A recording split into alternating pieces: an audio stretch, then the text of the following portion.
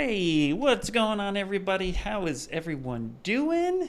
Hope everyone's doing well. Welcome to another live stream. My name's Ian Robinson. I'm the Master ZBrush Trainer and Community Manager here at Maxon, and we're trying to just make learning ZBrush as awesome as possible. Don't know why I almost said Photoshop, but there it is. So, anyway, what's going on, everybody? What's up, Chris? Witch Cat? What's up, Bruno? What's up, Sal? What's up, Travis? Irene, how's it going? Chase, what's up? What's up?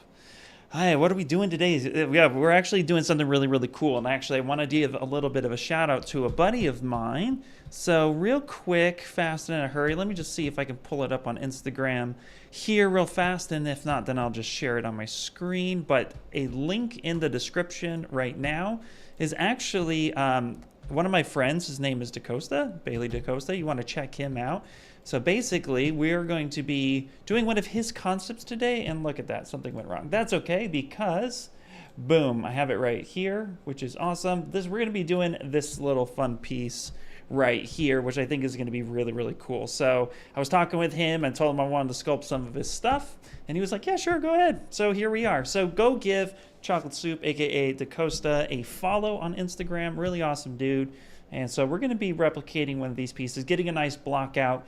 Not sure if the project will be animated or printed, probably printed for sure, but we're going to go ahead and just kind of come through all this. I am thinking, looking at a concept like this, little concept talk real fast, looking at the concept of this, well, I'm actually contemplating on just painting on the mouth itself, having the eyes itself kind of be caved in a bit.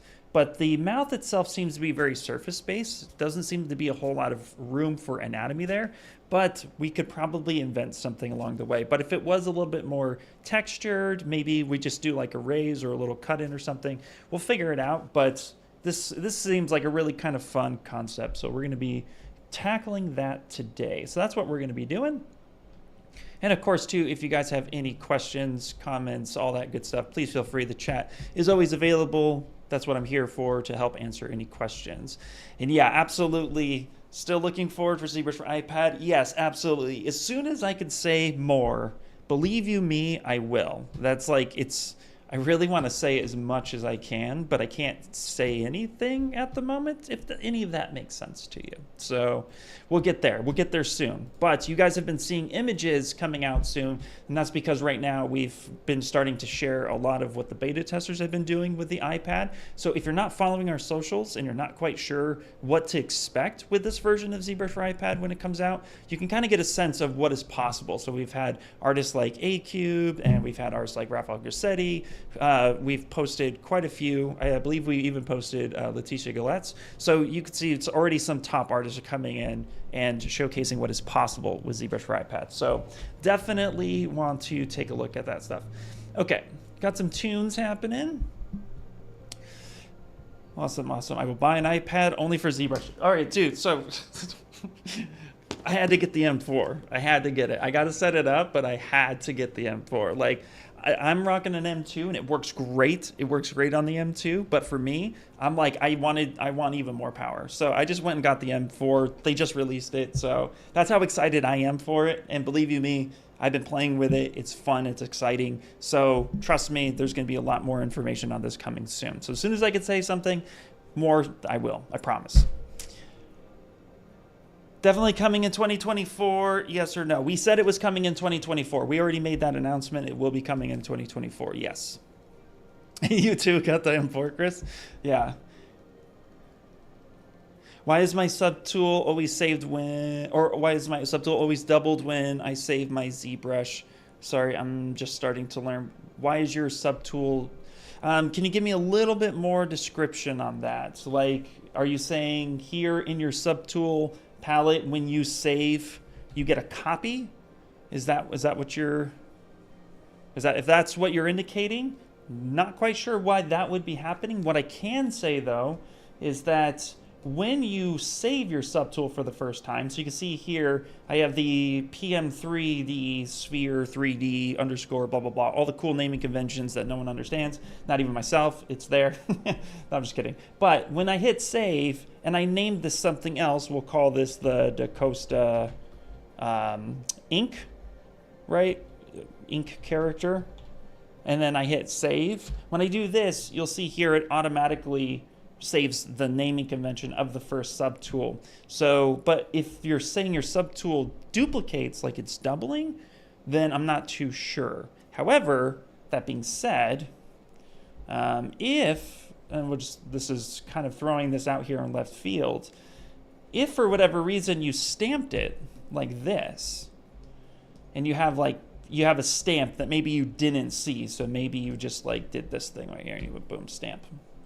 So Shift S stamps that.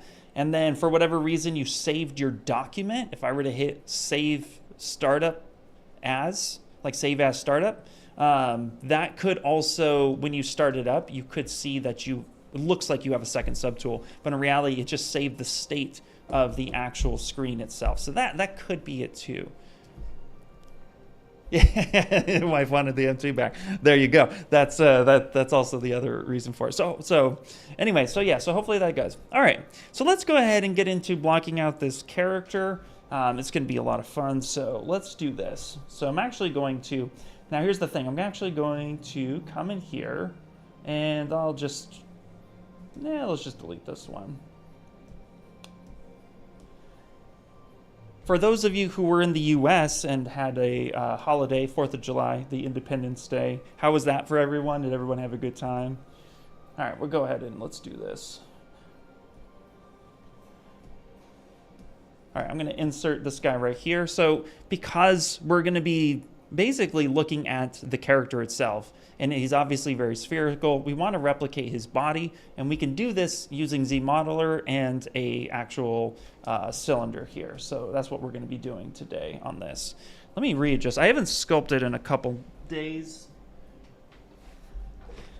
Fun fact, if anybody is curious, but I've actually been in an art block these last couple months, and it's not been fun. I've actually been struggling a little bit, trying to find time to be creative with work and with personal life and stuff like that. So it's been really interesting. So definitely feel a little slow. So bear with me as we work through this.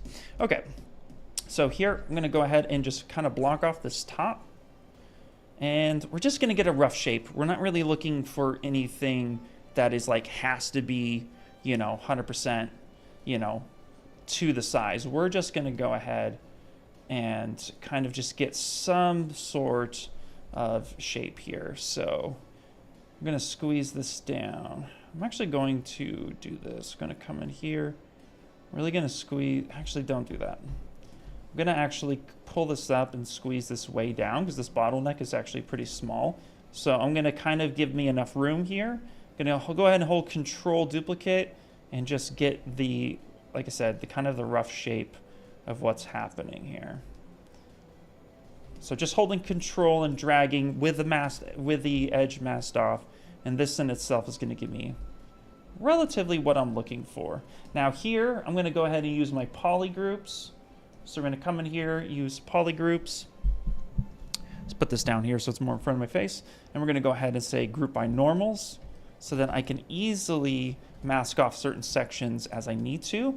I can also control, so if I go BZM for ZModeler, come in here, kind of hover over this area right here, and we're gonna go ahead and just do, let's just do a single insert, say something like that. And we're just gonna go ahead and hit every button under the sun, Control Z here, like this.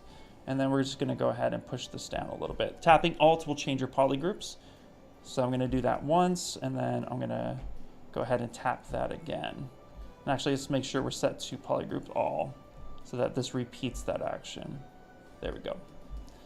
And I'm not really too worried about getting this too deep. We just want this close enough.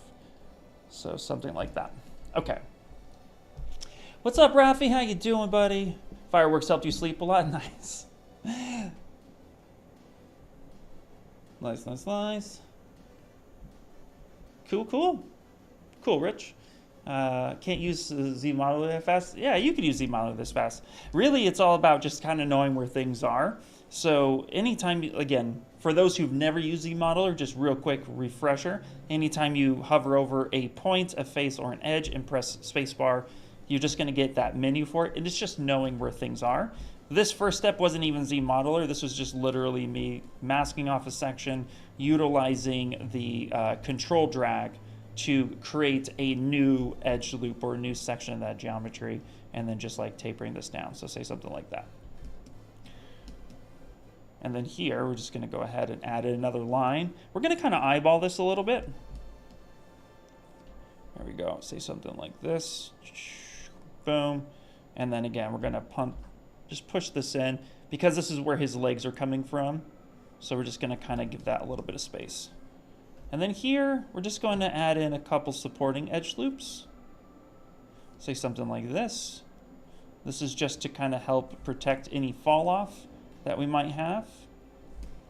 Kind of protects those edges a bit. And then here, you know what, we're going to go ahead and put this right about here and this right about here. So I'm just really adding in supporting edge loops so that the edge itself doesn't fall off too crazy. Because if I were to hit D right now for dynamic, you could see that where I've been putting those supporting edge loops, we're actually getting really nice sharp edging. But where there are no supporting edge loops, we're actually getting quite the fall off. So that's because when we smooth things out or we start to subdivide, things kind of get rounded and they start smoothing out naturally. So we're just going to kind of do something like this. Now here I actually want this to bubble. I want this to round, but so I don't want this kind of chamfer that I'm getting right here. I want more of a rounded effect. So in order to do that, what I could do is go to Insert, Multiple Edge Loops, Interactive Elevation, pull this out and actually give it a couple edge loops, say something like that. Now if I don't want those polygroups to change, I just come down here to keep polygroups. Go back to the menu, pull that in, get one or two. That should be good enough. So now when I hit D, you can see here it's a nice, clean, smooth surface. So that's getting me quite what I want. Perfect. What's up, Richard? Hello. It's just practice makes permanent, my friend. Practice makes permanent, believe you me. All right, now let's come back to specified elevation, and we're just gonna go ahead and drag out a couple of this just to, again, let's get a little bit of geometry here. Now these flat surfaces, I'm going to add some here just for the sake of doing it, but I don't want any poles. I actually want to get rid of the poles itself. I would not like to have those. So what we can do actually is, now there's a special brush that my good friend Henry Chervanka has posted, and let me actually pull that up real fast. So here, let's go up here to Load Brush. And if I come over here and then, actually was it there or was it under Documents? Let me see real quick. Where did I put my brushes? ZBrushes, hold on. Let me find what I'm looking for. Here, let me actually do this. Let me move this off so I can hunt real quick. Let me just pull this off. Let me make sure I have everything. Boom, boom, boom, boom. ZBrush stuff. ZBrush brushes. It's not there. Why is it not there? That's okay. Here, let's just type in this. This will be pretty simple to find. There we go. Okay, cool. So we have a brush here, and it is called Mesh Fusion Topo, which is pretty fun. So I'm going to load this guy. Now let me get you a link to this first so you guys can all download it. This is something that I've been using a lot. It's an older feature for sure, but what's cool about it is Henry actually was somebody who just kind of made a brush free for everyone to just go ahead and actually utilize. So if we actually come here, let me see, where are we? I thought I had the link there. Okay, I'll just search for it manually so you guys can see where it's at. So let's come over here real quick. We'll come over here. So it's under his art station.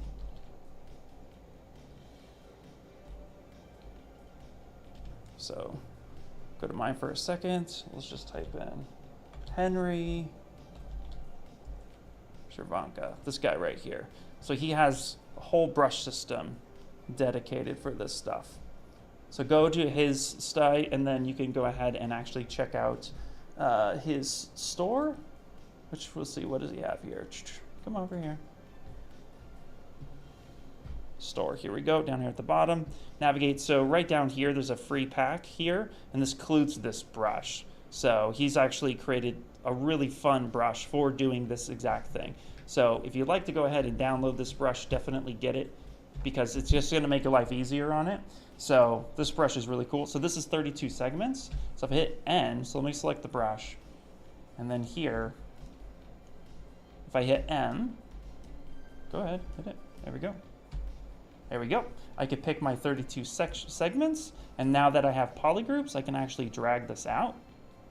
Get something like this. I can control drag, and that rebuilds that right away, which is super cool. So this is a way to kind of help prevent you from getting these poles or these n-gons. So that's a nice way to just do a quick retopo. So if you have that brush, super, super easy. So Mesh Fusion for the win on that one. Okay. And then we're just going to add in a couple edge loops right there. Perfect. Yeah, not a problem. Can you use ZModeler for jewelry to make ring or bracelet? Yes, absolutely. You could totally do that. In fact, I can point you to my good friend Tama Whittlebach and Eric Keller have this ZBrush for jewelry. It's actually a great learning source for that. So it's called ZBrush Jewelry Workshop. It's fantastic, so you should definitely check that out. Yes, ZBrush is used in jewelry all the time. And do you have this issue on a tablet with right-click navigation? If you alt-right-click and simultaneously hover, tap, not hover, the tablet document moves. How to turn this thing off. What tablet are you using? I did experience this. I'm currently running the SenseLabs 24, and I did experience this issue that you're talking about with the document moving when I updated to their latest firmware. I haven't heard back from them, but I have reported on my side. So I actually stepped down. To their 1.3.0. And then it fixed that issue. So for me, it was the tablet driver issue. It was not ZBrush issue. I've since reached out to SenseLabs to hopefully have that fixed. I have to check it. I won't check it here on stream, but I have had that issue, and it was a driver issue on my side. And everyone else who's reported that has also had a driver issue. Same thing. This happened with Wacom as well. So if whatever tablet you're using, my recommendation is step back one firmware and try it and see if it works. If it does, it's definitely a driver issue, and then that's something that they'll have to fix on their end.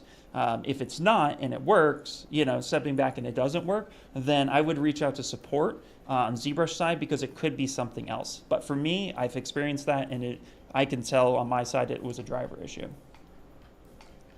Hey, what's up, Eric Sosa? What's happening, dude? Everybody, guys, everybody. Say hi to Eric. Say hi to Eric Sosa. What's up, man? How you doing?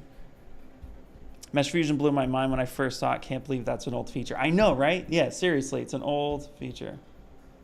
You never update your tablet drivers.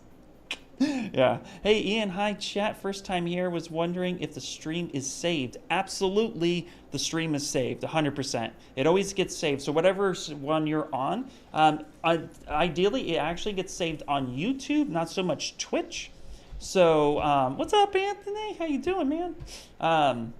So just go to YouTube, type in, ZBrush, and then you'll find our page, and it'll be saved right there. So I'm streaming there as well. So yeah. You'll be watching this again. Nice, man. Nice. What's up, dude? The reference is amazing. Hey, yes, absolutely. Yeah, you guys got to go check out. You have to go check out Bayley, DaCosta. Super awesome, dude. So here, I'm going to reshare the reference as well. It's also in the description at least on the YouTube side, it should be in the description. So definitely check that. Okay, cool. So we got this whole bottle. I've been talking a whole lot, and we got a whole bottle. So let's start blocking out where we want the eyes and where we want the arms to be. We already have where the legs are. Now we're going to go ahead and do the eyes. So here, obviously, we need to hit X to have symmetry. And it seems fairly safe to say that it's like right in the middle. So we got 1, 2, 3, 4, 5, 6, 7. So that's nice. So we can at least have something like this. Say that this actually might be pretty safe to have right in there as the eyes. That might be a little bit too big, so what we can do, instead of trying to just only select the perfect vertices or the perfect loops, what we can do instead is actually come here to Inset All and actually scale this down a little bit, giving us something a little bit smaller, say something like that. And then we can come in here with QMesh, and we can start popping that in there like that. I like to make sure that my poly groups are doing their thing. So I'm gonna pop that in. So now if I hit this, I get some natural rounding, which is kind of what I want. But what I can tell you right now is these eyes feel too wide, right? So that being said, what we could probably do here in this case, I'm going to step back just a little bit and set this, say something like this. And then this is where I'm going to kind of do a little bit of cheaty. So I'm going to mask off this section. I'm going to mask off this section. I'm going to invert that mask and then go ahead and make sure that there's something right there. I'm going to look at the top, make sure that this is kind of here, and I'm going to pull this, see if this works. This may not work. That's not going to work. Don't do that. Don't do that. Okay, so that's okay. So what we're going to do here, you know what? Let's do this. We can do, maybe, let's go a little bit smaller. Yeah, let's do that. Let's go a little bit smaller. That's fine. Yeah, that should be good. Yes, let's do that. Perfect. QMesh that.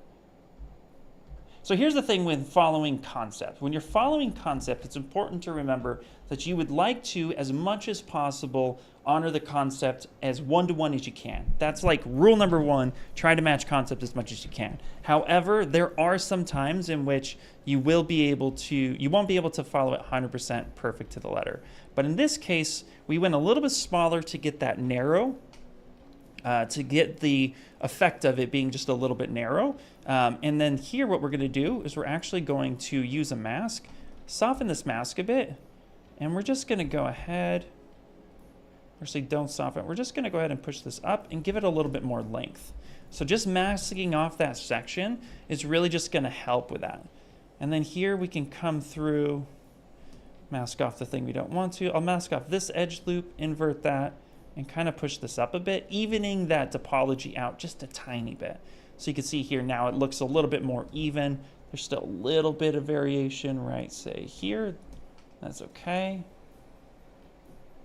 Say something like that. And we can still hit W and kind of bring this up a little bit. There we go.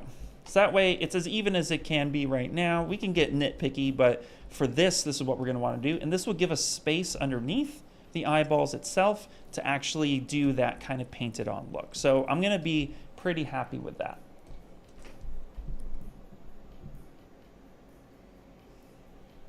Yes, absolutely. For colorblind people, yeah, you can enable PF gray to change the polygroup colors. In fact, you have full control of your polygroup colors.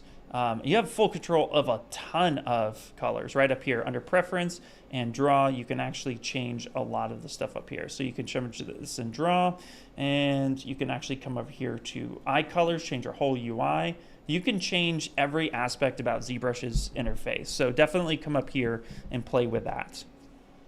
It's a great call out. Yep. Also too, we could pick a more not blinding material. So I could pick something like this. So then this material is actually a lot easier to look at. Okay, great. So good call out. Hey, what's up, Kairos? How you doing? ZBrush and Blender, are they the same thing? No, they are not. That's a great question, and that's a big big misnomer. Or I'm not even thinking of the right word. there's a big misunderstanding. So Blender is a one-stop shop. You can pretty much do a lot of things within Blender, but it's not a specialty tool. It's basically look at it like as like a Swiss Army knife and stuff like that, right? Where you could do a lot of little things. It's a great learning tool. I got nothing against Blender. It's pretty awesome, right? But here's the thing. It's not a specialty tool. And I say that because ZBrush is. ZBrush specializes specifically in digital sculpting. It is the #1 sculpting application across the board worldwide, known in over 13 industries. So we're talking about gaming, we're talking about animation, we're talking about VFX, we're talking about jewelry, architecture, previs, like the list goes on. Toys, comics. Eric Sosa, who's in here right now, he's done massive collectibles, he's done comic covers, right? It just, ZBrush does a lot of things. It specializes in digital sculpting. Blender specializes in just a generalist point of view. So when you're talking about Blender and ZBrush, you're talking about a tangerine versus a pear. They're completely different things. And so you really want to just kind of understand that that's the main difference. ZBrush is focused solely on the sculpting application. So a lot of things that have happened within ZBrush comes from that mindset of sculpting and being that. So if you were ever a traditional sculptor, your logical next step would have been moved to digital so that you can perform here. Think of guys like Simon Lee, think of guys like Steve Wang. Those are like key individuals who started out traditional and went to a digital medium. So this is where ZBrush is highly different than with Blender. And you can kind of see it through Blender and their sculpting applications as well as other applications out there. There is a lot of influence from ZBrush. You know, there's a lot of similarities. Everything has like ZRemeshers and DynaMeshes and that stuff all exist. And ZBrush here was one of the main applications over 25 years now.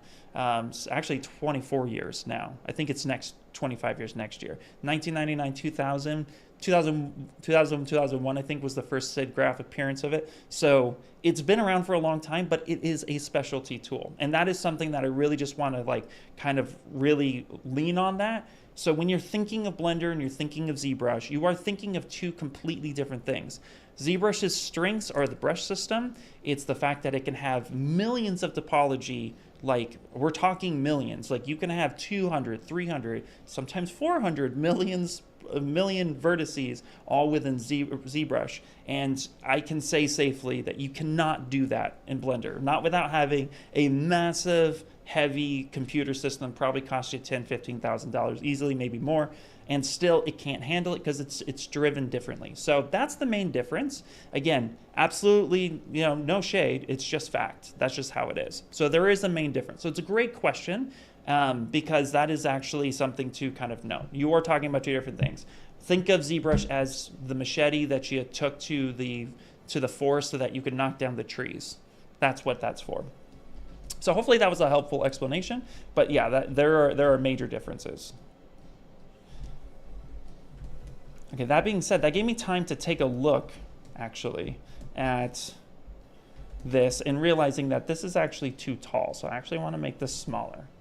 So that's a cool thing, too. Taking a look at your work is actually really important. And so here, I was taking a look at it as I was talking, and I realized that, yeah, this is actually a little too tall. So there we go. So now we got something like that. Okay, great. I obviously, I'm talking a lot. So that's welcome to my stream where Ian talks a lot about everything.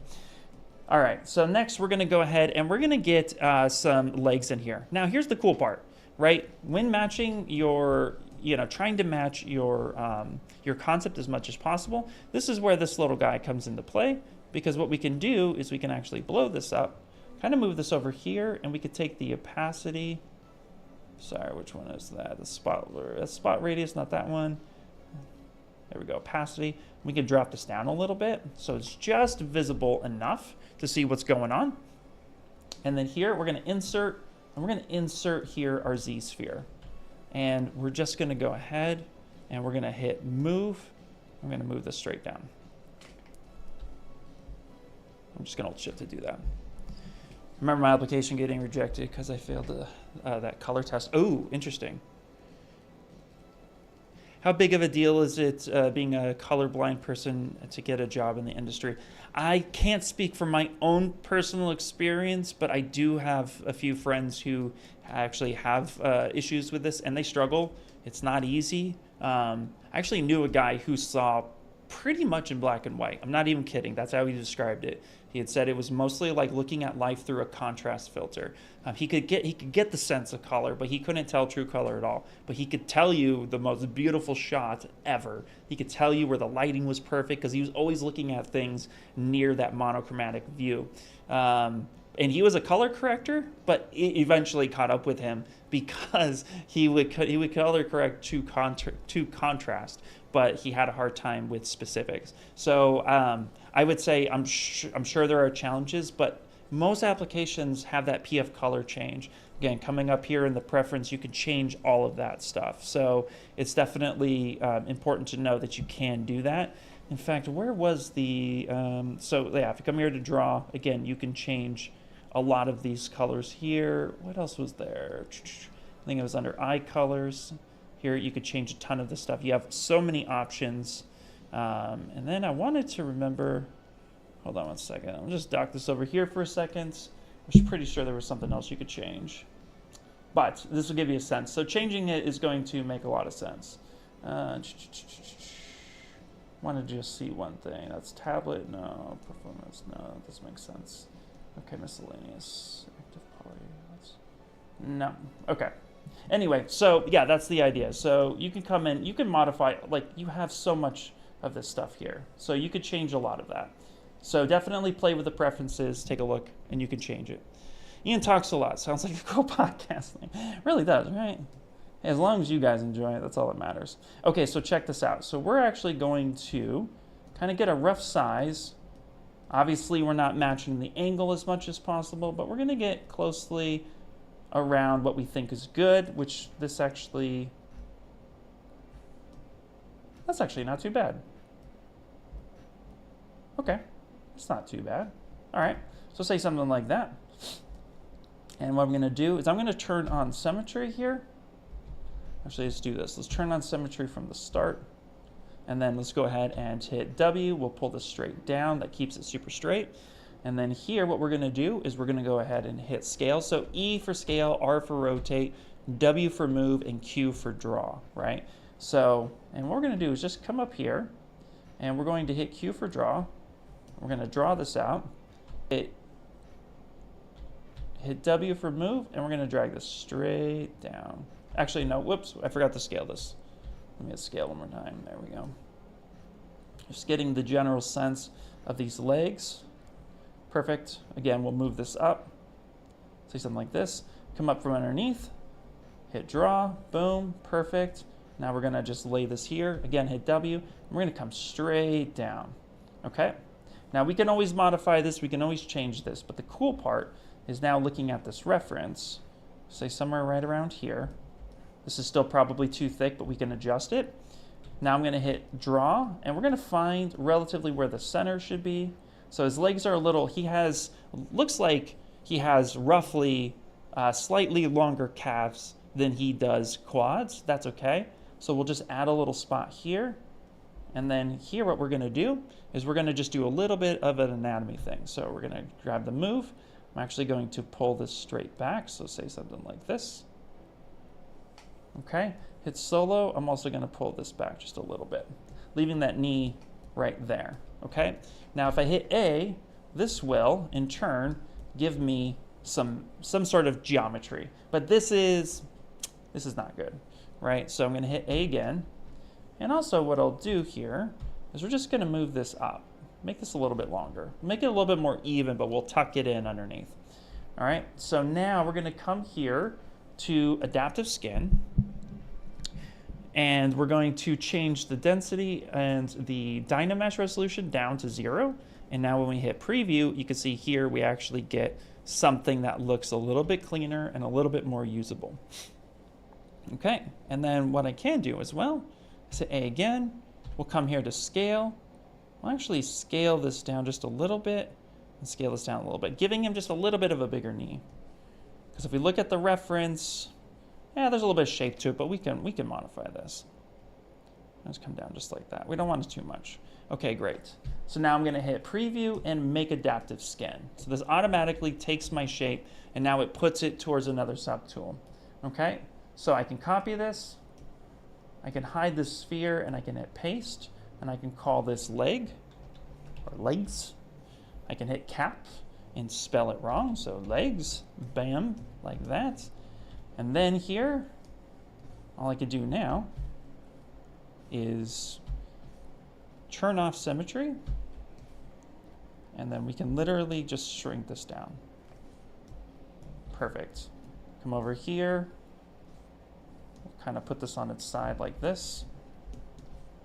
There we go. Now this might be a little bit too much, but we're going to sculpt on it, so that's okay. So we'll do this, and then now I'm just going to do the simple thing, which is come to geometry, modify topology, mirror and weld it, hit symmetry. Now I have two legs. So nice little way to do that. And now we can bring this back here, bring the opacity back. Scale this down. Move that back, now we can see it. Subtitles, please. I don't know how to do live subtitles. I do apologize for that. So there's no announcement on the ZBrush Summit as of yet. So not yet. I can't answer that, unfortunately. So hopefully soon we'll be able to mention something. We had something in the works that we were talking about, but there's a lot of things happening all at once. So right now I have nothing to announce at the moment, but hopefully soon we'll be able to do that. You want that Max on Neon sign? Right, yeah, it's pretty fun. Actually, this one was pretty cool. I do like it. Heyo, what's the ZBrush for life? Yeah. I think you could start a podcast. Talking is talent. Right, yeah, talking is talent. I'll take it. I'll take it every day. Also, what's up, John? How you doing, man? So, Steve, what's up? Word. Okay, cool. So now we got this kind of shape. Again, you know, this is where we get to kind of eye things. So this is clearly a little too thick. So I'm going to just go ahead and make him a little bit skinnier and stuff like that. Just going to rotate in that leg just a little bit. Okay, cool. There we go. All right. Now we're going to do the same thing with the arms itself. So, although here's kind of the cool part about it, right? We don't always have to do everything from scratch. Okay, so in this sense here, we literally could just duplicate this at this point. Kind of turn this like this and find out where that arm placement's going to be. This is definitely something you can do as well. Kind of shrink this down just a little bit, right? And you can start positioning your character this way. So this is something that I'll do from time to time. It's up to you if you want to actually repurpose or start over. I always say if you're a beginner, start everything from scratch and then work your way. It's easier. For me, it's a little bit easier, but also too, it just kind of helps with everything. But before we do that, it's just practice makes permanent. That's what I like to say.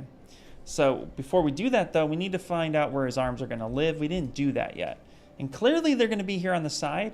And as we can see on the reference, it's actually on the lower side of this bottle. And that's important to call out. So just putting this back up here. Boom. Okay, great. So because it's on the lower half and we're trying to keep it in the middle as much as possible, I'm going to come back to this bottle and then we're going to say, that's probably where his arms would live. And we're going to repeat this. So we're going to go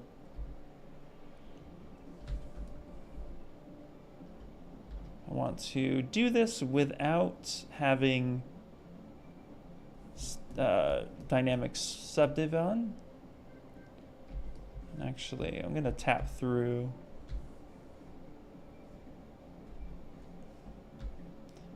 There we go. And tap through a little bit. My brain is a little slow today. Okay, great. And now we're going to go back to QMesh. And again, we're going to push this through. Tap Alt to get a different poly group. Maybe push that in a few times. And beautiful. There we go.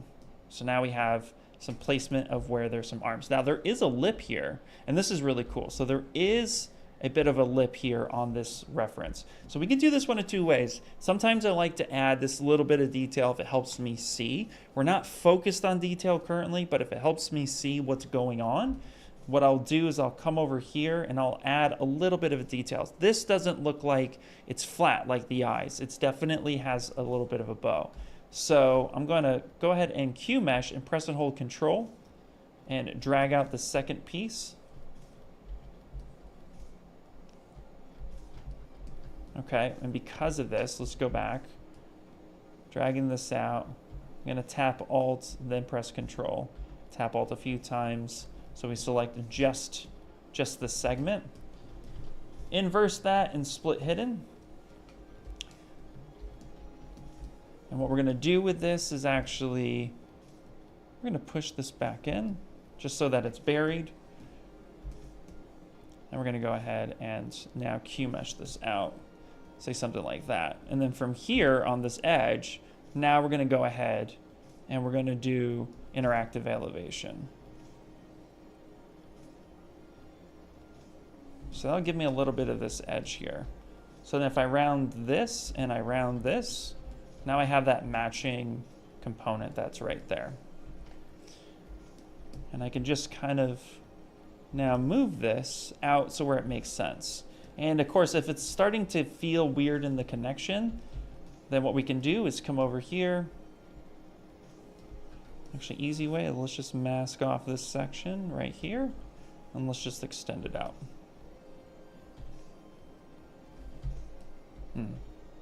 Actually, instead of masking it, let's do it the easy way. Let's go Auto Groups, Group by Normals, and then here I can actually press and hold Shift and drag that space out right there.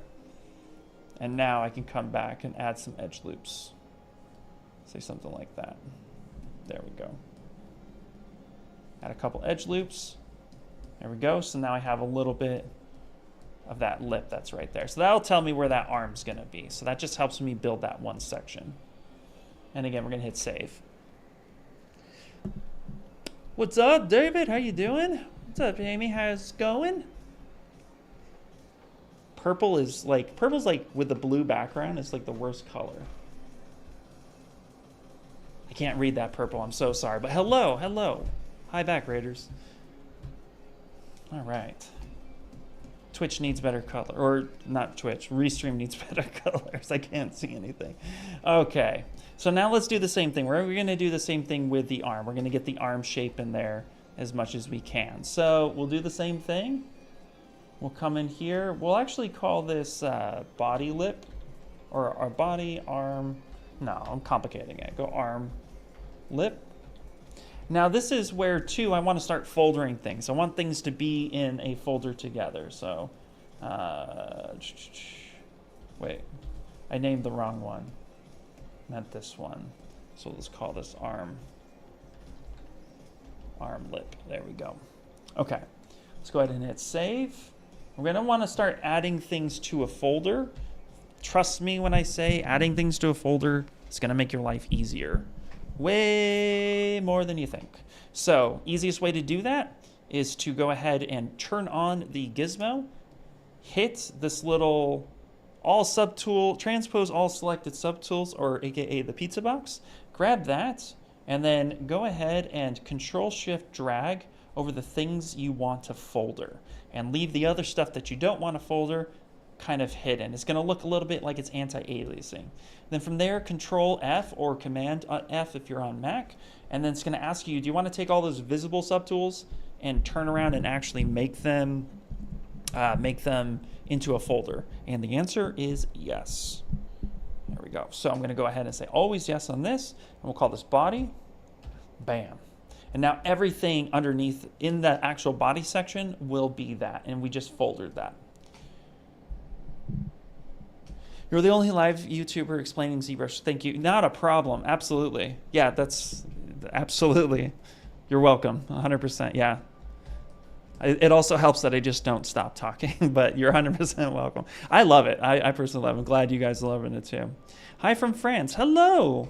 What's going on, M King? How you doing? All right, so let's come back over here. So guess what? We're going to repeat ourselves. Okay, we're gonna go ahead and actually grab the Z-sphere. Now I'm gonna move this one, and then we're gonna go ahead, hit E, we're gonna scale this down. I'm gonna start putting the arm where we think it is, hit M. This is where, if you can't see what's going on, you can actually come here on the right-hand side at the bottom and actually do what is called here, transpose. So here, now I can see through my model and I can go ahead and select things. So I'm gonna go ahead and place this where I think it should be. And we're actually going to place it back just a little bit inside the body. And now same thing, we're gonna go ahead and hit Q for draw. Gonna draw this sucker up, hit move. Now here, check this out. So if I do this and now everything is grabbing, you're like, okay, why is all, like this would frustrate me. Like, why is this happening? Your brush size is super important. So notice that my brush size is actually hovering over both of the spheres. So when I grab right here, it's moving both, and that's not what I want. So the thing is you either try to grab the edge of it or you just adjust your brush size down, grab it, and then that will help drag that out. So now you have something like that. Now, we're gonna end up going a lot smaller. I'm realizing now, just looking at the legs and looking at the arms, and this is why we just start blocking stuff out. You're looking at this and you're saying, okay, all of this right now is obviously too big. The arms are too big, the legs are too big, like they're too thick. So it's okay, don't worry about that aspect. What we're really trying to find right now is just where things should be. Now, the fun part is measuring anything. It doesn't matter if it's a real anatomy, if it's fake anatomy, if it's dinosaurs, if it's a character like this ink bottle. At the end of the day, there's a lot of real world reference. And the big one I want to do is actually call out your own proportions when you're talking about arms versus legs. If you were to just stand up and rest your arms down, you might find that your fingertips are coming close to your knees. So I'm going to sound super ridiculous, but if I stand up and put my arms down, I can see that my hands are going about halfway down my thighs. So they don't go all the way down to my knees, but they don't go just to my hips. Like they're kind of in between, right? So it's a nice comfortable spot. So measure your own reference. Well, based on this, that's the hand included. So I need to, taking a look at everything, what I need to do now is actually come here. So let's turn that off for a second. I need to know where the knee's at, and I need to know where the character's hands are at. He has really long arms and hands, but we're gonna start here with a bit of reference, right? So I'm going to take it to his arm length to his knee, but I'm not going to extend much lower than that because this guy's pretty lanky. So instead here, we're just going to kind of stretch that down, say something like that. So this is going to be quite long. Now we're doing kind of a T pose here, right? So we'll try to keep that as true as possible. And then we're going to try to find the middle. So we're going to hit Q, try to find the middle, and then we're going to go boop right there to find that elbow. Okay? And then from here, we're going to move, and I'm just going to now kind of move this up. Now, here's something that's really cool. Instead of doing this and trying to rotate perfectly, you can actually hover over this arrow. So not the actual sphere, but the actual arrow, the connector, which also, by the way, is telling you what direction you're starting from. So it's always going thick to thin. That's telling you that that's how that's being connected. So this can actually now bend like this.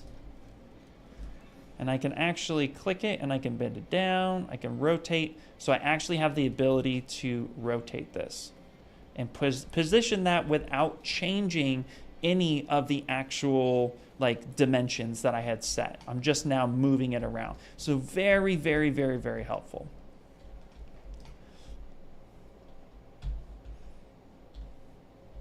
And see here, we're gonna go even skinnier with this. Yeah, we're gonna go skinny. We're gonna go super skinny. Okay, great. And same thing here. Now we actually get some tapering here. His elbow here actually tapers, right? So, whoops, didn't mean to hit Alt Tab. If you hit Alt Tab on a sphere, it disappears. It goes away. So we don't want to do that. All we need to do if we want to change the scale of something is just shrink it like such. So we're going to do something like that. So that's going to give me that. And we're going to change this even more so. And take your time. I'm a little bit rushing at the moment, right? Because I'm explaining everything as I work. But take your time, especially if you're new to ZBrush. A lot of this is just kind of checking a reference, going back and forth, back and forth. What's up, Vizol? How you doing? Oh no, I missed most of it. Nope, not even close, Magna. No, not. Trust me, you did not. Manga. Sorry. Sorry. Don't mean to butcher your names. What's up, Gabe? Hello from the Philippines. Hello. Hey. All right. So here, this is what we got so far. And so now what we're gonna do, here's a fun part. I get this a lot. Can you block out hands in ZSpheres? And the answer is yes, you can. Absolutely. And if you want to do that, it's actually just pretty simple.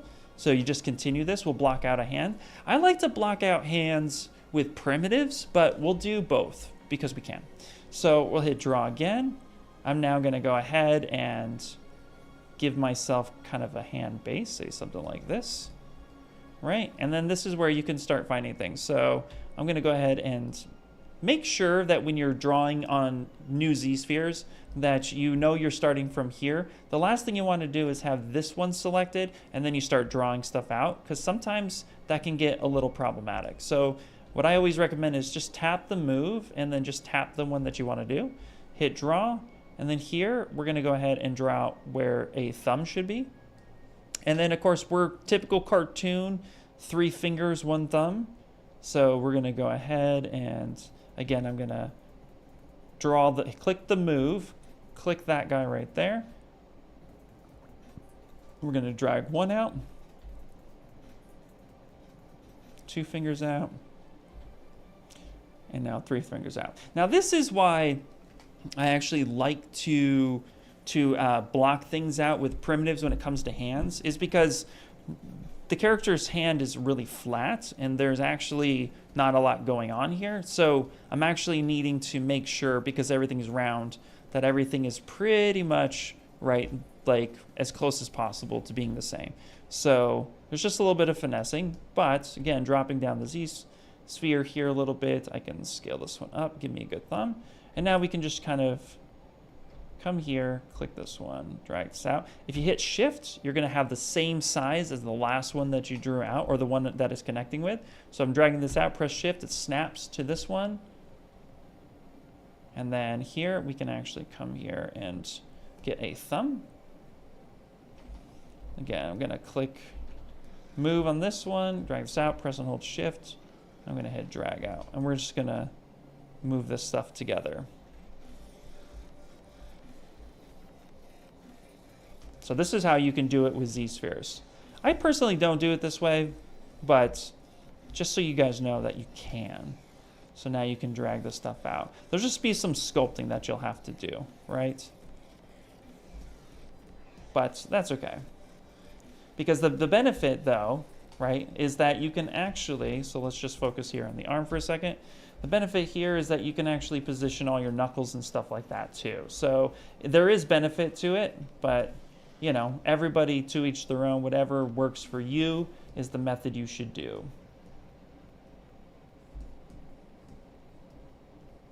So you can do something like that. So now, and here what's fun, of course, is that we can scale down. You can have the fingers kind of pointing a little bit. Whatever works out. So this is how you can do this method for you. We'll do the other block out with the hand in a bit. So that's how you could do that. But see here, he has such big hands, and there's only so much I can do with this. So we're gonna back this up to where we got this, and we'll do the block out method instead. So now that I have this, same thing, we're gonna hit A, right? But notice my settings here, we went back to that DynaMesh, which we didn't want.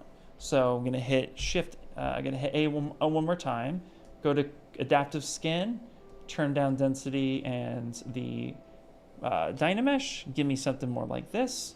And then we're gonna go ahead and say make adaptive skin. And now the other time I went up there and I clicked it, but now if I come over here to insert, you could see that under insert, it actually brought it up as another primitive. So there you can see that I have this guy. And we're just gonna bring the hands out, or the arms out. We'll call this arm. Perfect. So we have something like that. So now we have this arm, hit D for dynamic, right? I'm gonna come over here to geometry, mirror and weld, and now I have both sides.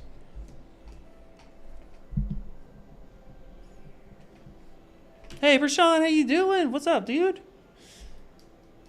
Sometimes I use ZSpheres to create the gesture and model over with the primitives in the new subtool. Oh, that's a great way to do it, Unstable. That's a great way to do that.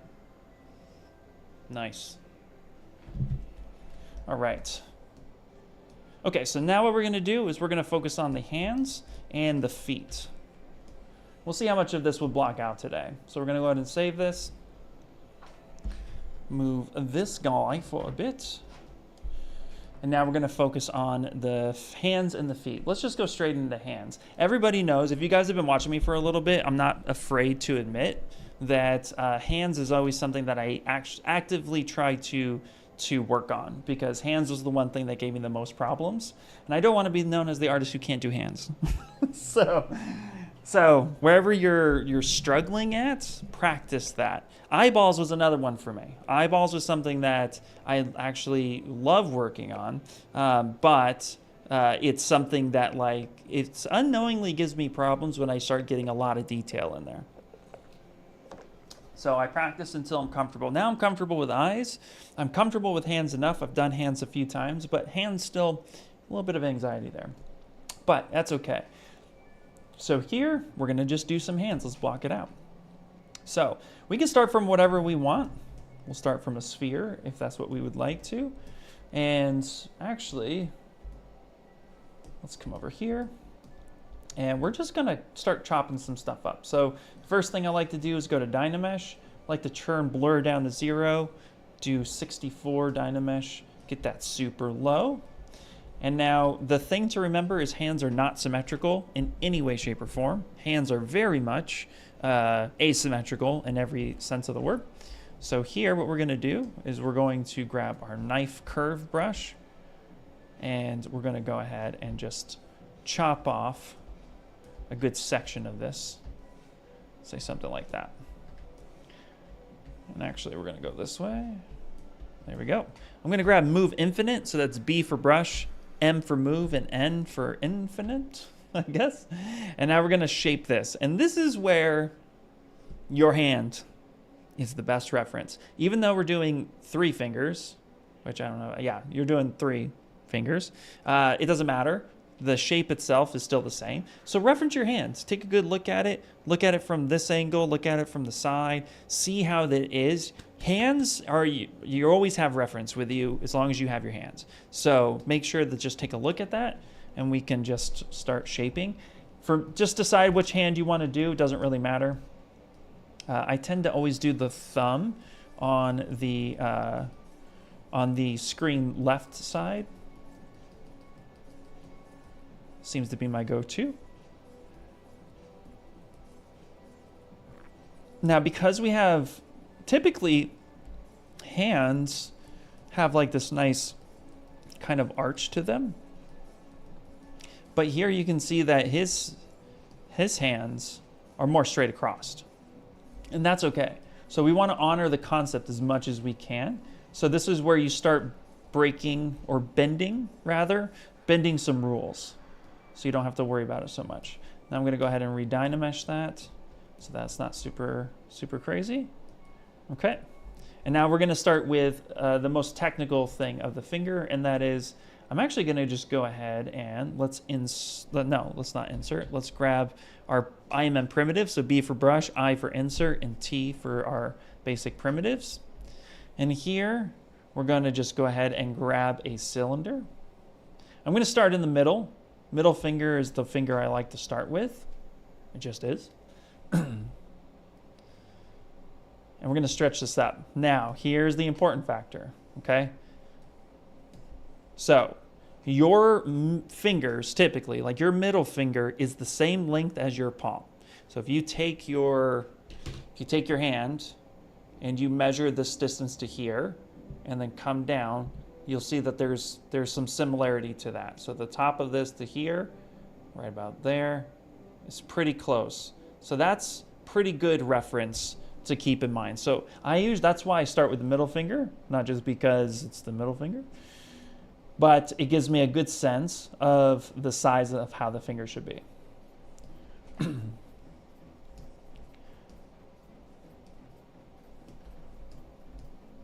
So something like this. Now, I don't have a knuckle here just yet, and that's okay.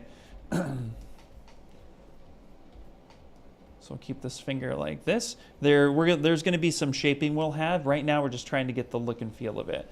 We can change the girth a bit, so we can actually press and hold Control and go ahead and scale that up. If I press and holding Control, it does a Gizmo inflate, which is pretty cool. So that way we don't have too skinny of a finger, but we have the right length. Okay, now I'm going to go ahead and just hold Control and drag this. Gives me a copy. And I'm just going to bury this a little bit underneath so that it's not the exact same size, but as you can see here, it's supposed to be pretty close. Middle finger's just slightly longer, and that's okay. So maybe we'll do something like that. All right, and then I'm going to go ahead and press and hold Control, drag one more time. This is where we'll scale this down because it's now the pinky. We'll find the right size, do a little bit of a, there we go. Say something like that. Now, here's the cool part. Cool part is we could just DynaMesh it and boom, weld it all together, but we actually don't want to do that. What we want to do is come over here to Geometry, turn on DynaMesh Groups. So we're going to keep those groups. I'm going to go to Poly Groups and hit Auto Groups. Now when I DynaMesh this, I can still separate the actual groups themselves and make adjustments until I'm ready to weld it. And the reason why I want to do that is because hands also have a bit of a curve to them. So they kind of bow a little bit like this, just ever so slightly. They have this nice little arch to that. So what I want to do is take that Move Infinite brush one more time, kind of give me that nice little bow. Say something like that. So now when I bring back the hands, I can just isolate this, and I can do this by turning on the gizmo, pressing Control and tapping. Then I can bring this here, Control tap on this one, reset that, bring that back, Control tap on this one, reset the gizmo, and we are good to go. So now we have that. And again, we can make this adjustment here.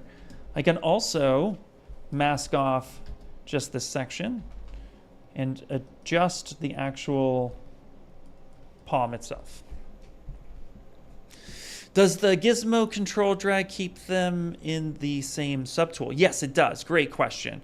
Yes, it absolutely does. So if you, it has to be within the same subtool. It cannot be within another subtool because so each one of these objects, you can have multiple subtools within them, right? So yeah, so as long as there's no subdivision, right? Or I believe that's really the only thing. As long as there's no subdivision, you should be able to then control drag and it will duplicate that. If you have subdivisions, so if I go here and subdivide once, I can no longer do that. So you want to make sure that you don't have it subdivided and then yeah, control drag. And then when you clear that, that's why I'm using DynaMesh. I'm a huge DynaMesh person. I like to feel like I'm sketching when I'm working. So that's where the poly groups come into play because then it just helps me isolate that really, really quickly. So great question. What's up, Happy Extruder? Oh, thanks, man. I appreciate that. Yeah, smash the like button, subscribe. That'd be great. Thanks, guys. There's a lot of artists that come on here and stream. I eventually want to get back to the point where I'm streaming on my own channels as well because I miss doing that. But I mentioned it earlier. I've been, unfortunately, real talk. I think this happens with everybody. So, and I'm not afraid to admit it. I've been struggling with artist block now for about 2.5 months, maybe 3 months. It's actually been very frustrating. Been very exhausted, very tired, and just like come home and then I just want to hang out with my kids. So trust me when I say it happens to everybody. We all get there. And so a lot of times I like to stick with techniques that I'm comfortable with when I'm trying to get back into it so that I'm not trying something new. And in this case, it really just has been helpful. So I'm a big DynaMesh fan. I always lean on that because it helps my brain, the way I function and the way it kind of calms me down, I guess. So there are a lot of great features in ZBrush, but this is one that I like super, super love. So now you know. Hey, what's up, Gus? How you doing? Dude, I get it. I haven't had time to create for months now. Yeah, I know. Dude, sometimes it's just like the worst. It never comes at a time when you're like, yeah, you know, I got nothing else going on, so it should be pretty good. No, it's like, yep, I got everything going. I got everything happening. And yeah, you know, yeah. So it is what it is. It's even hard to explain it, but yeah. So anyway, so let's get the hand butt in there while we're chatting. So this is the crazy part. So shout out to Shane Olson, you know, good friend and early mentor teacher. He always called this the hand butt, right? You got the split right down the middle, and you got one cheek, and you got the other cheek. So we're replicating that here, and we're just going to go ahead and control drag this. Going to flip this around, skinny this up, and we're just going to add in this little hand meat right in there. Peaks and valleys, absolutely, 100%. 100%, yeah. You know, that's the bane of being an artist, right? Is that, you know, a lot of times you just end up, you know, getting stuck, or you want to try something new, you want to learn something new, but then, you know, you finish your day to day, and then you get home and you're just like, why am I incredibly tired? I don't understand. Yep. Okay. All right. So now that I have that section here, so the funny part about the hand is the transition of the thumb. So I'd like to add in another little piece here. So coming back to my primitive, I like to kind of squish in this primitive right here. Kind of stretch this up like this. Go back to my move. And what I like to do is kind of flare this out a little bit. And connect this like such. Because the thumb joint is funky dunky, right? So here's one of your joints right out here. So it's not in line with this section underneath, like when you come straight down on this part here. Hopefully you guys can see this. When you come straight down here, I know it's a little blurry, but you got your knuckle just off over here. So I like to create this section here to kind of replicate where that knuckle should start. So it's a little bit more just reference for me at this point. Again, drag that out there. And then now we're going to start the actual thumb joint itself. Now, here's the thing. When your hand is relaxed, the pad of your thumb is facing towards your palm, facing inwards, because you can touch your pinky pad to your thumb pad. In fact, your thumb can touch all the pads of your finger, which is one of the reasons why we're able to grip, right? Why we can grab something. So when I do my hands, no matter where the thumb is, right, the more in the hand it goes, the more it rotates towards the hand, the more out it goes out. I see a lot of times, I'll see a lot of beginner artists try to bring this hand out super wide like that, but they lose the sense of where that pad rotation should go. So I like to do it more in a relaxed setting, and I like to actually call out this knuckle and this knuckle right here, and how that is facing into the palm. So that way I can just make slight rotations when I pull it out or push it in towards the palm. So I like to do it in a relaxed setting. Hopefully that made sense, and you'll see here in a second. So I'm going to go ahead and grab the BIT, and we're going to do the cylinder real quick. And again, we're going to drag this here. So we're going to do this guy right here, kind of scale this up. The thumb itself too, you know, the thickness of it should be pretty close to your other knuckles, or to your other fingers, I mean. So you shouldn't have too much, but here, the joints are a little bit smaller. So I'm gonna have this guy here, and then we're going to, whoops. Oh, so here's a fun fact. If you guys didn't know, I went to go grab the sphere to draw out another one. So if your gizmo is out and you have a IMM brush like this, if your gizmo's not out and you click one of these, right, nothing happens. But if your gizmo's out and you now start selecting all the different objects within the actual IMM brush, that starts to happen.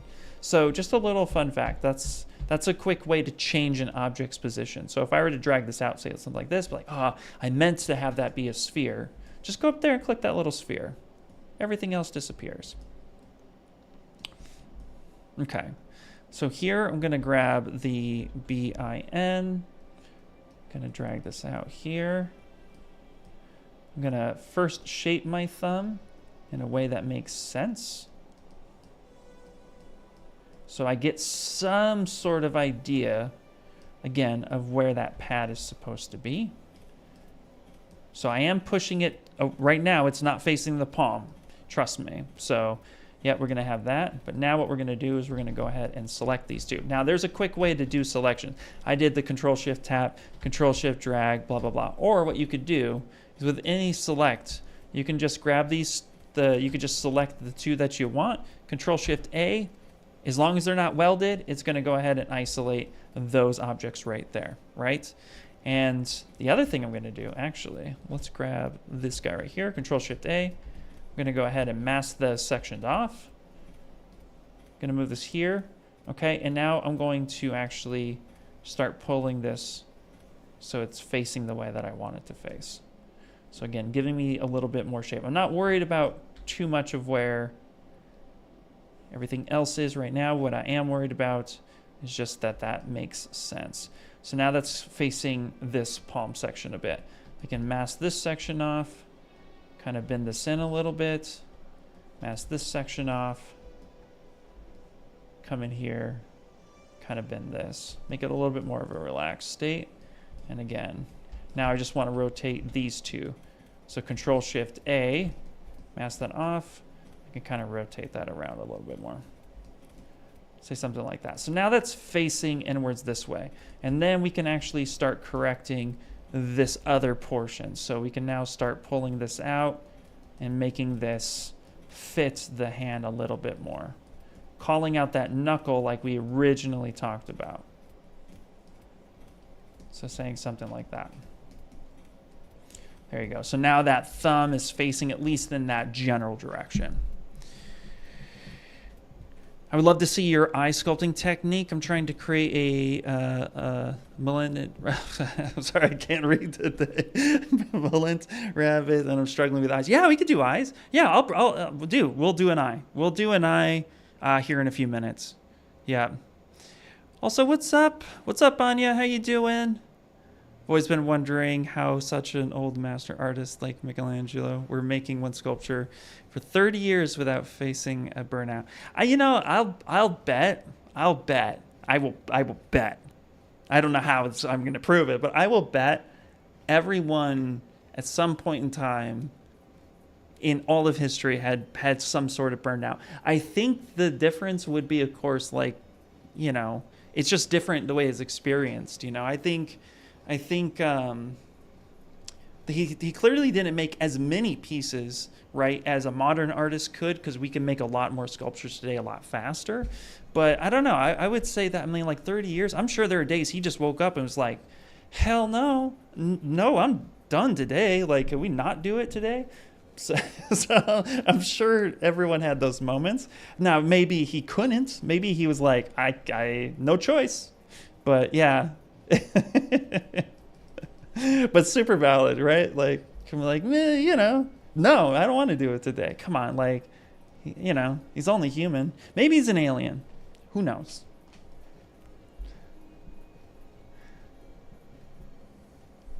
Great book, Story of Michelangelo, how things went through just to work.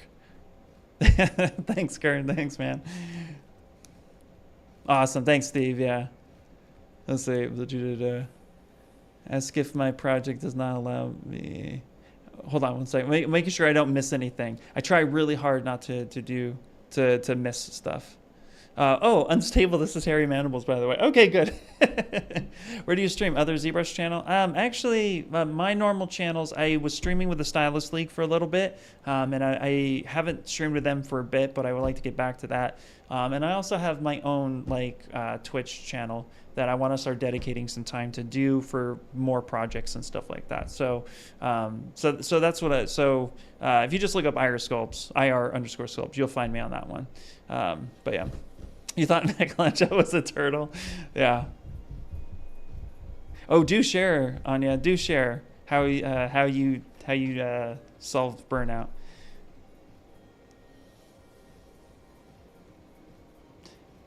The agony of the ecstasy. Ooh, interesting. Great tips. Okay, cool. Making sure I didn't miss anything else. Oh wait, oh no, there it is. Ask if my project does not allow me more polygon. Is it okay to separate the subtools into tools to give it more subdivisions? I mean, yeah, absolutely. It depends on what the project you're trying to do, though. All right, if you're doing something for animation, then, you know, the pipeline for animation to games is very similar, but the pipeline from animation to VFX might be different, or the pipeline from, well, definitely from toys to animation would be different. So it depends on what you're doing. Yes, at the end of the day, each subtool has an allotted amount of subdivisions you can actually do to it, and there's only so much topology you can have. So yeah, in the phase, break things apart. Just a long story answer. Break things apart to get more out of what you want, and merge things back together when you need to.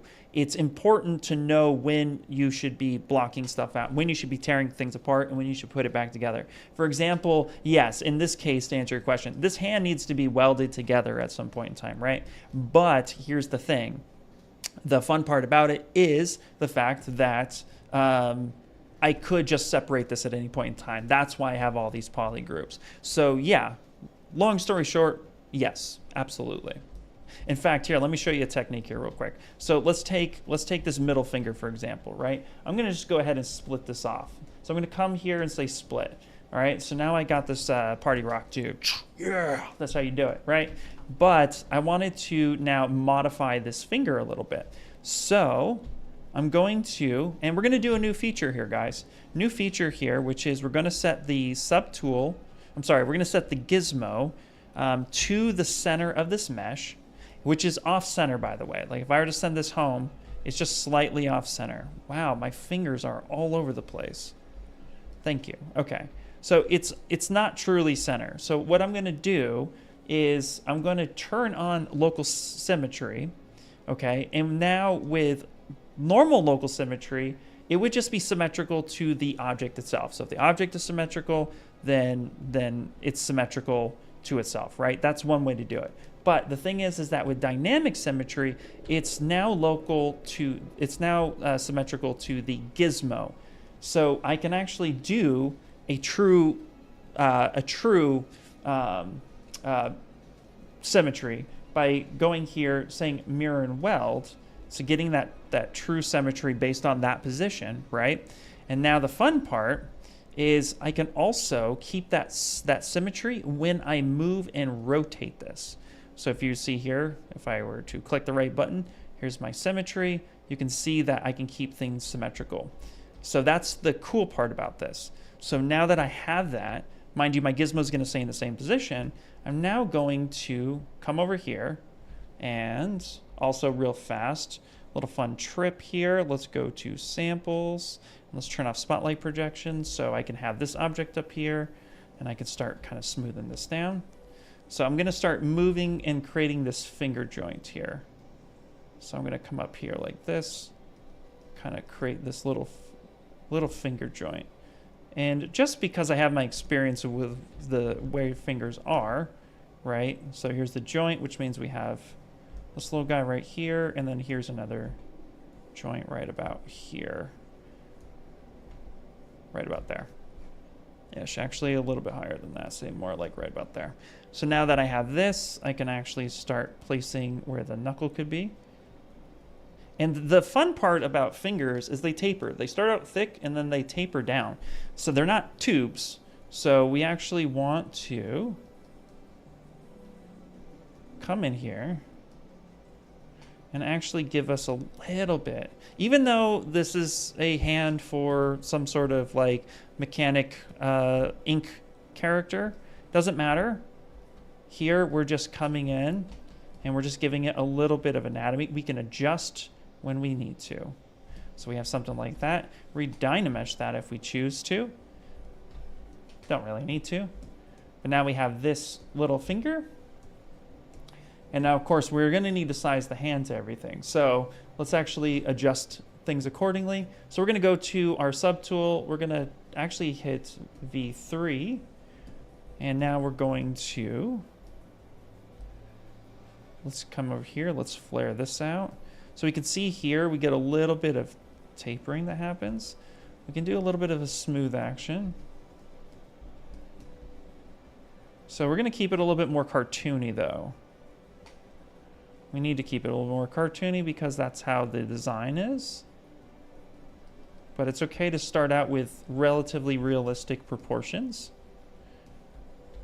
And now, so in this case now, right, I'm able to break these fingers apart, rescale and resize as required.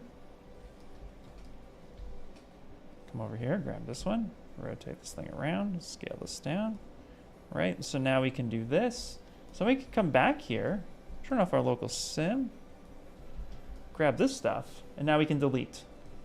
So those were more like placeholders. So we didn't build off of that original one as much. Like we used the shape of it, blocked out those fingers. Now we came back in and we redefined where these fingers would be and the shape of those fingers as well. And here, just turn symmetry off for a second because now we're definitely asymmetrical. Okay.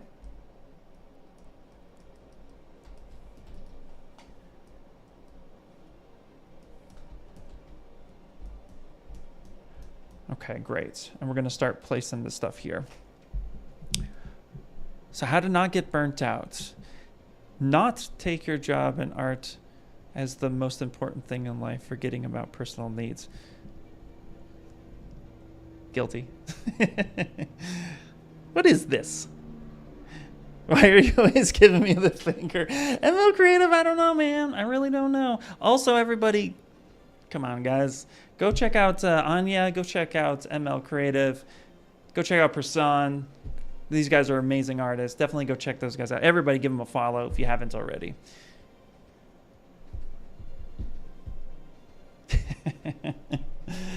But really, ML, is because I love you. That's all out of love and care. Okay, so here's something that's pretty cool. I'm going to call this out, too, about the hands. So this kind of became a hand lesson. And then we'll do an eyeball. We'll do an eyeball because of time and stuff. But check this out. So you have this webbing in between your fingers. And this webbing tapers. If you guys, it might be hard to see, but there's a space right here between these knuckles. I like to sculpt this in before adding the knuckles. So what I like to do is grab like the trim dynamic, and I like to come in here and kind of sculpt this in.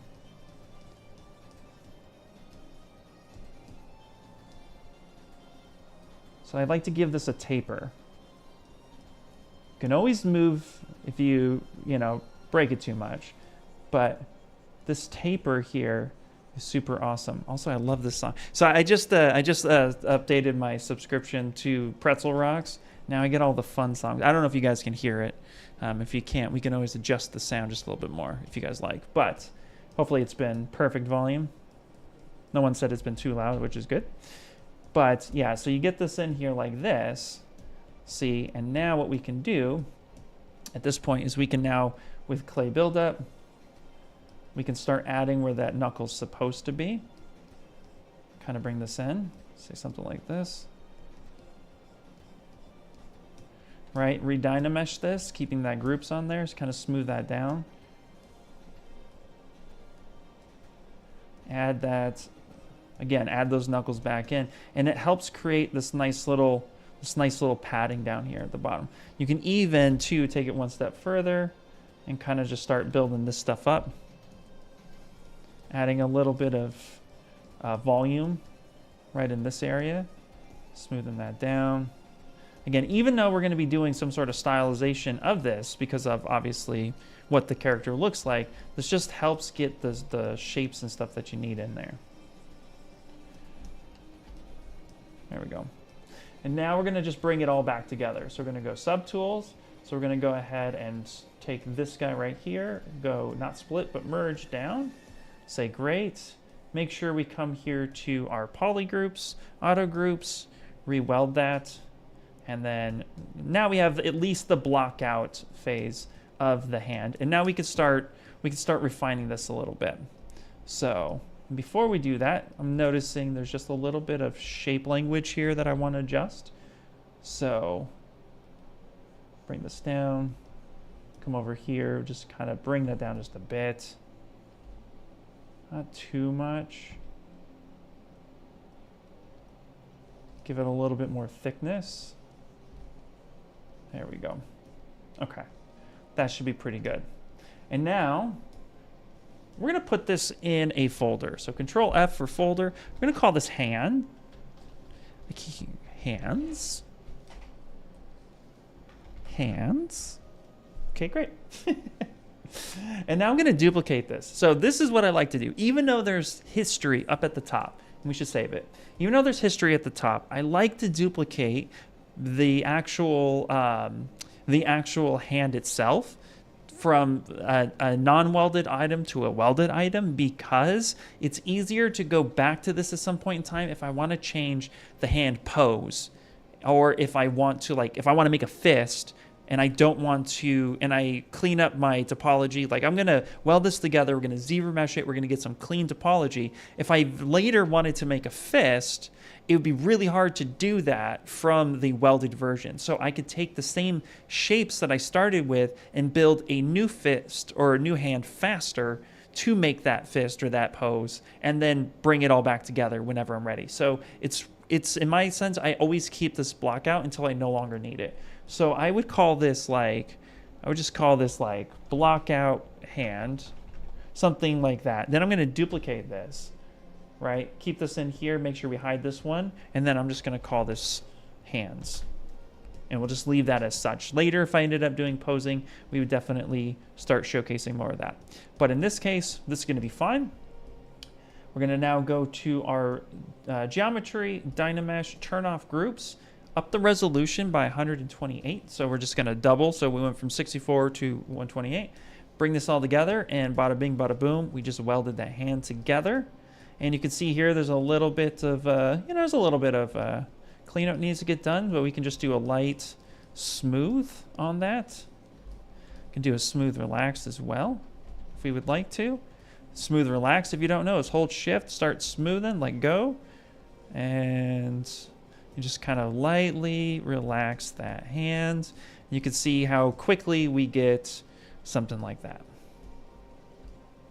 And we can just take the clay buildup. I like to take alpha 18, which is actually courtesy of Eric. Eric, if you're still here, Sosa buddy, ever since you mentioned that one day, alpha 18, I think it was like a year ago now, I have fallen in love with it. It's just nice, smooth little alpha. Right, start getting some of the shape in here, smooth that down, rebuild that. Now I got something worth fighting for. Let's see. I have a question for Ian. Ooh, a question. Okay, I'll take it.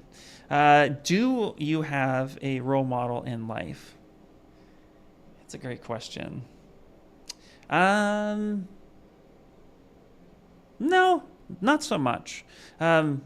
This might be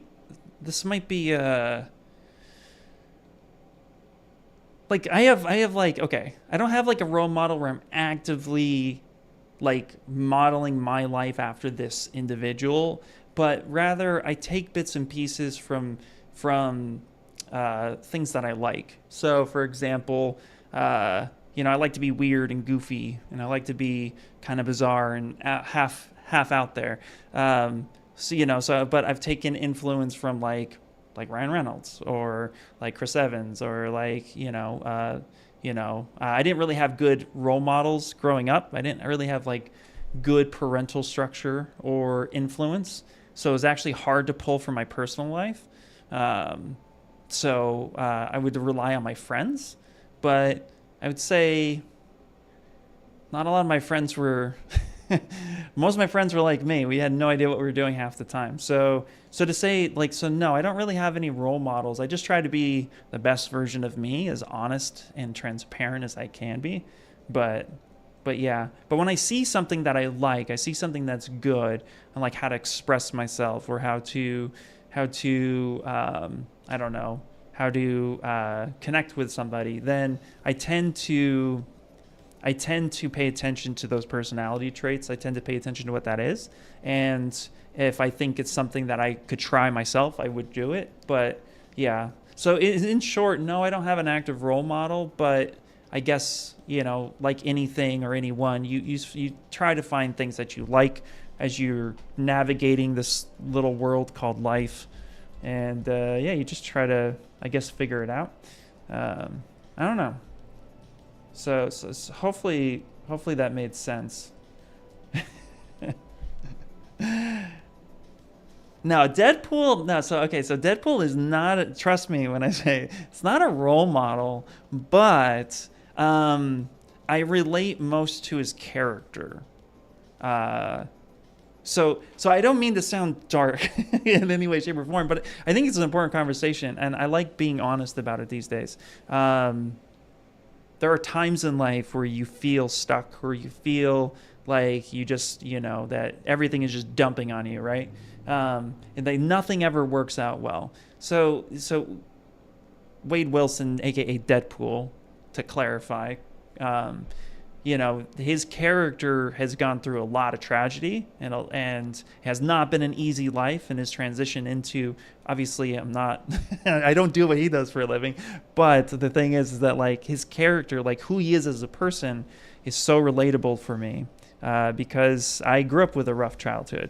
I grew up in a rough neighborhood. I grew up with a lot of things we won't get into today, but so he was the character that was easily related to. So I relate to him more so, but I would definitely, he's not a good role model. Anyway, this is cool stuff. If you guys like this type of conversation, please feel free to let me know.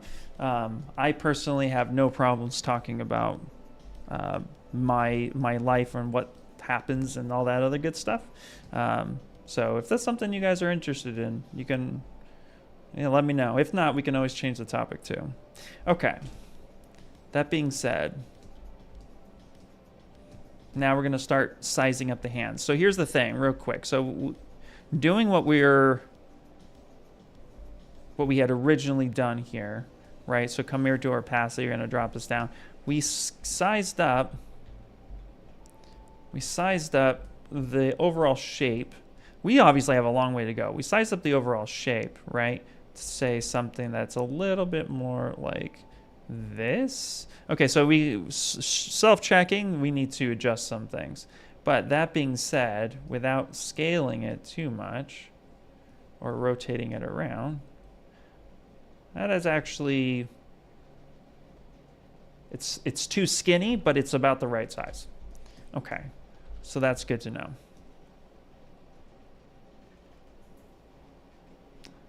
Hitting the wrong one. There we go. That's opacity. There we go.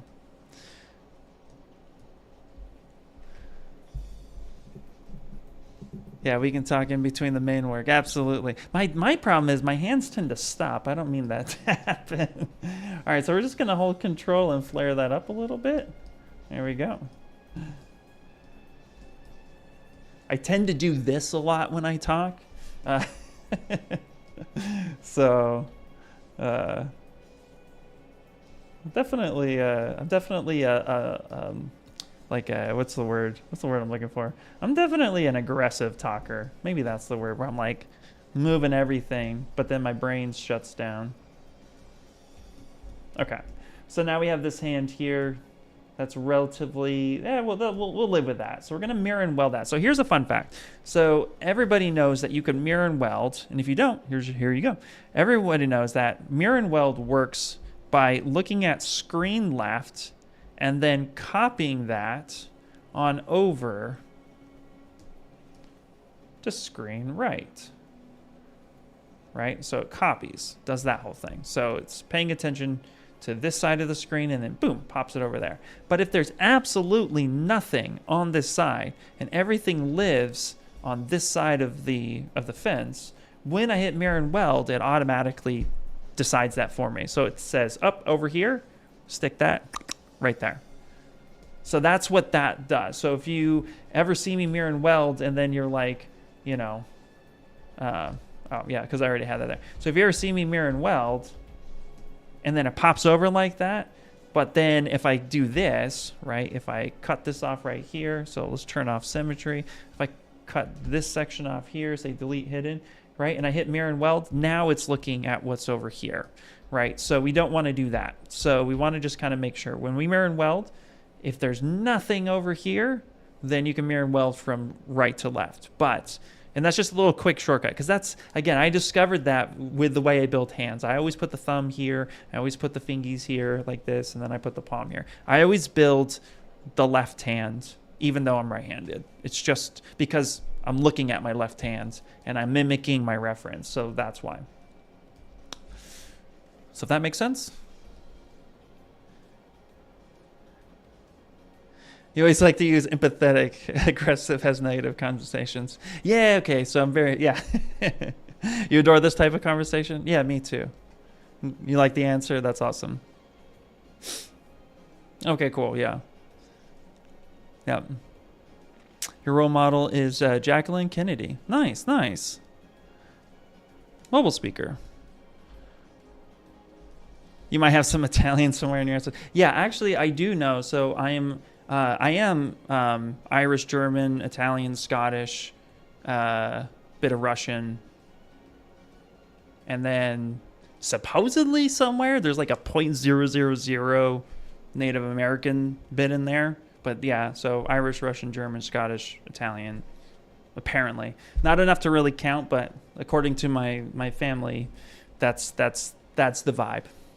So, okay, let's do this. So let's block out the shoes real quick. All right, and let's actually adjust the bottle size once more because it's a little, I think the top is still too big. And then from there, we will then do the eyeball as promised. So here I'm noticing that, so let's put the hands back on. Come on, hands, there we go. So here what I'm noticing is that, again, this in itself is just, according to the concept here, this is top part is just too thick and too big. So what we can do here is simply, we'll modify this design just a little bit. I'm going to cut off, I'm going to delete those edge loops right in there. All right. Why did that happen? I don't know why those are there. Okay, whatever. Anyway, so, okay, cool. So I'm going to delete those right there. So then what I can do is actually come in here, grab this, got like this, move this off, and I'm going to actually shrink this down.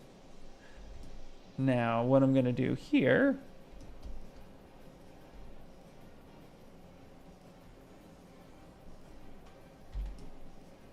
is we're going to select this one. Okay, let's actually not take mass lasso. Let's actually take the pen itself. There we go. Want a nice clean selection. And now I'm going to move this in like this. Maybe scale this up a little bit. So I'm just moving the edge loop a bit. And then same thing. I'm going to delete these guys right here. Come down. Mask this off again. Yeah, this will probably be a lot better. Yeah, we could also, too, come in here, hover over QMesh, polygroup all, drag this, and just hit Shift and move that down. Say something like that. Just re-clean this up a little bit. Yeah, that could be good. And then we can actually flare this out a little bit. So holding Shift and dragging that out can give us a little bit more of that bottle lip. Yeah, yes, okay, cool. And now from here, we just get to make an educated guess on how sharp that transition is of the bottle. If you wanted to, the smartest thing to do, it would be to then pull up some reference. What's up, Layla? Everybody, if you don't know Layla, you must absolutely 1000% go check out Layla. In fact, also too, Anya and Layla had a interview not too long ago that you guys should check out. Both amazing artists, both really, really talented. So definitely check them out.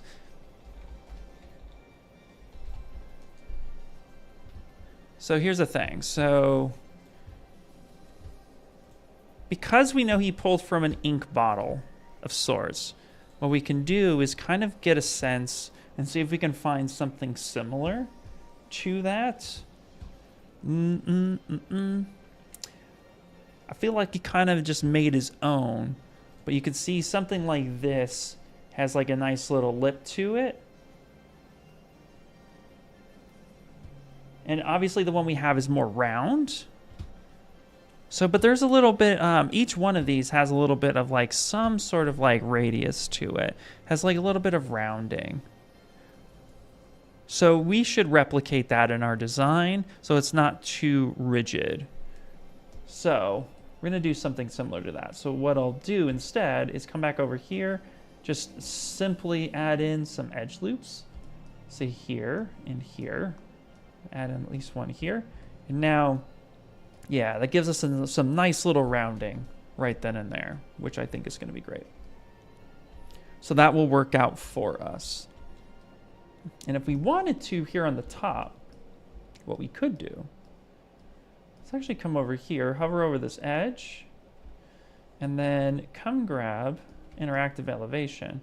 We could give it a little bit of a bow. Not bow, but like we can get like it's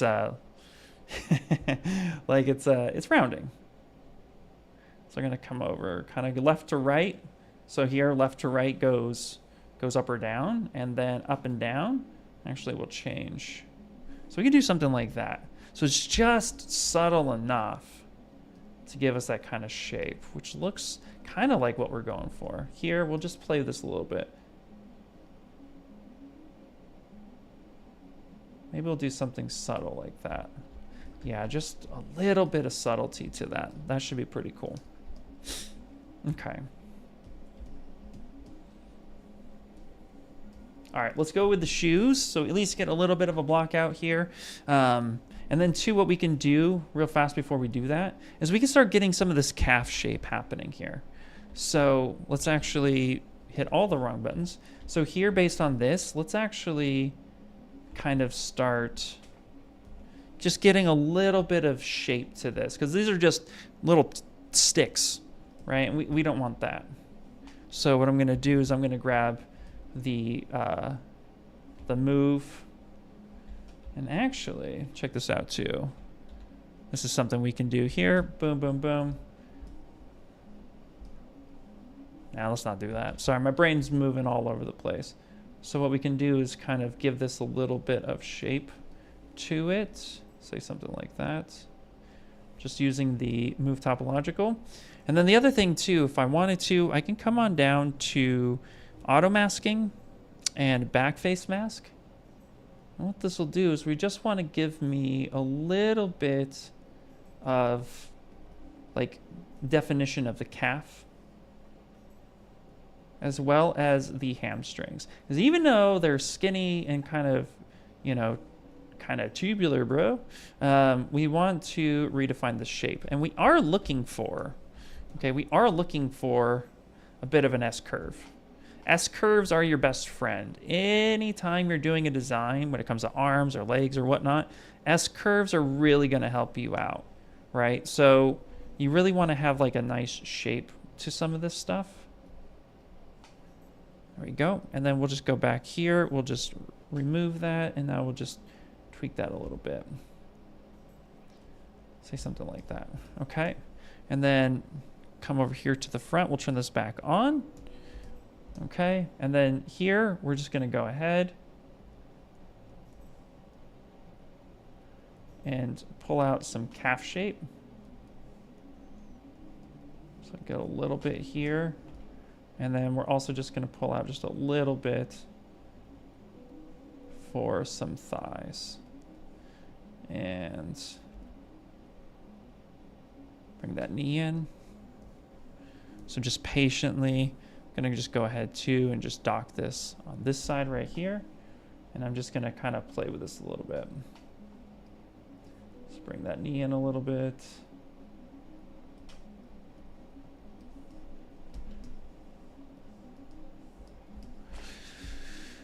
What's up, Gabriel? How you doing?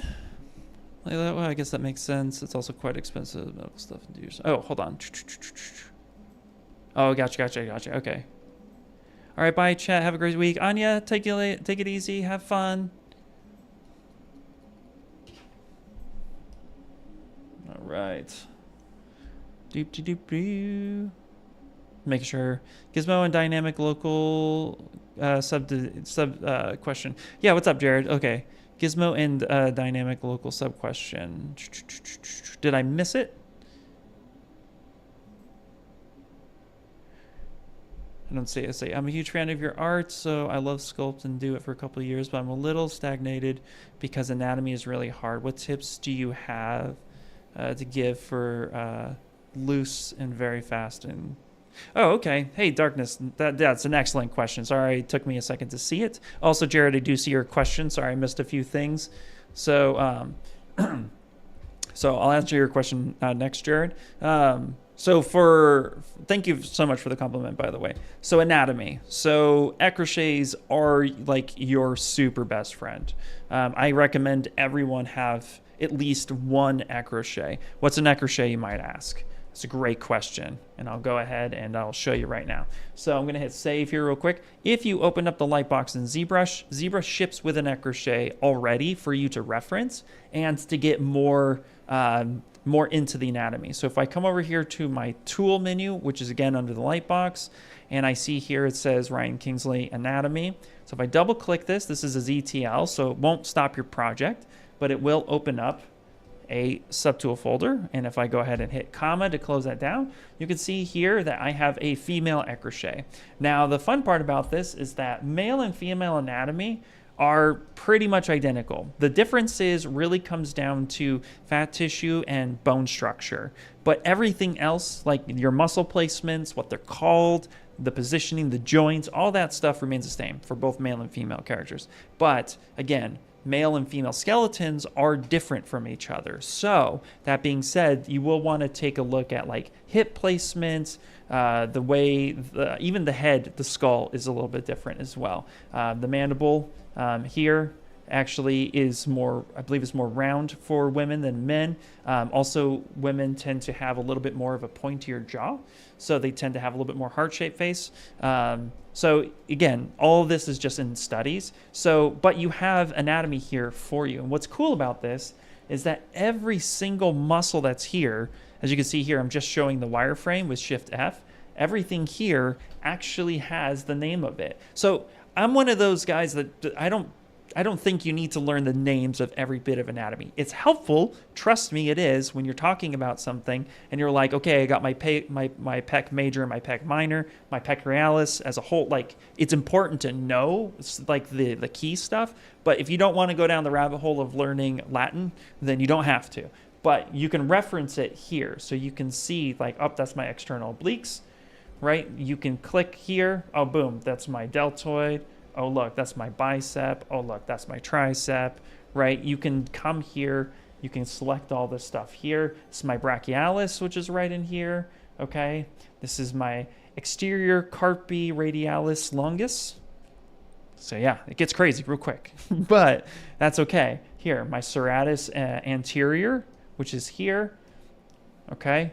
And then you have your, so again, you have a lot of fun stuff here. This is number one. You don't have to pay for anything to learn anatomy. It's right here.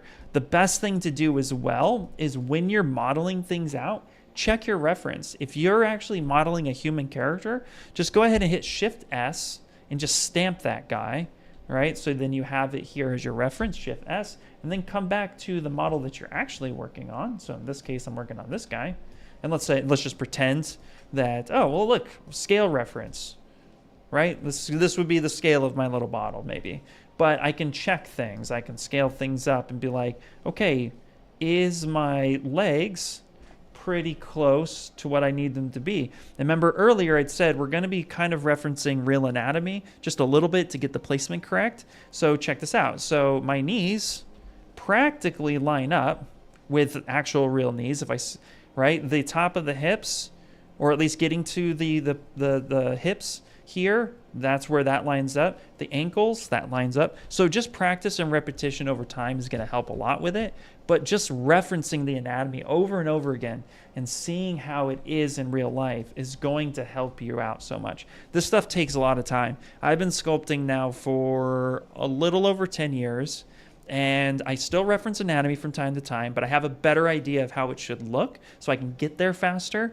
So time and experience will correlate to speed. You will get faster naturally the more you practice. So don't be afraid to get in there and just constantly refer to reference. The more you do a thing, the more you're going to solidify that in your long-term memory.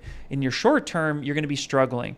But again, starting your projects from start to finish, referencing your anatomy, getting that stuff set up there is going to help things, is going to help you get there quicker. But don't try to rush trying to get it all done in a few hours. Like, don't do that. Like, take your time. One of the earliest questions that I get a lot, and I too used to ask it, was, oh, how long does something take you to get done, right? And that's not really a fair question because that's an experience question. You know, it could take one artist, you know, an hour without talking to block this whole thing out. And it could take another artist 3 to 4 hours without talking to block it out. So, you know, it really is just where are you at in your journey and how is that helpful to you as a whole, right? So let the speed come naturally over time. Don't feel this need to try to rush it. It's not going to help. You're just going to end up kind of feeling a little bit of a struggle, and you don't need that part for that. So hopefully this answer is helpful, but I promise over time you're going to get faster, it's going to get better, and things are just going to feel a lot more comfortable over time. So just keep at it, keep going. Trust me, again, I get it. Everybody experiences the frustration of feeling too slow. I would say that, again, if I was just sculpting on my own with headphones on, not talking at all, yeah, we would have been blocked out pretty quick on this. But again, the whole point of this stream is to showcase the art process, take questions and stuff like that. And this is all super important. And two, I actually find personally, if I'm not doing a project that needs to get done for a job, like I'm not working on a, like when I was at Funko, for example, we had to get a sculpt done 1 to 2 days. Okay, you just sit down and you knock it out, right? 1 to 2 days, so 8 hours to 16 hours. That's the time frame to get a pop done and ready for approval by your art director. Well, you just knock that out. You just go there, you knock it out. You tune the world out. You're not teaching anything. You tune the world out. You go for it. Boom, boom, boom. But in this case here, you know, I actually like taking my time because it's not rushed. So if I'm on a rush job, get it done, boom, I'm moving fast. If I'm not, I take my time. I don't worry about how long something takes me. I just am worried about whether or not it's right. And I feel like that in itself is just going to help out so much. So hopefully that's helpful to you, but yeah.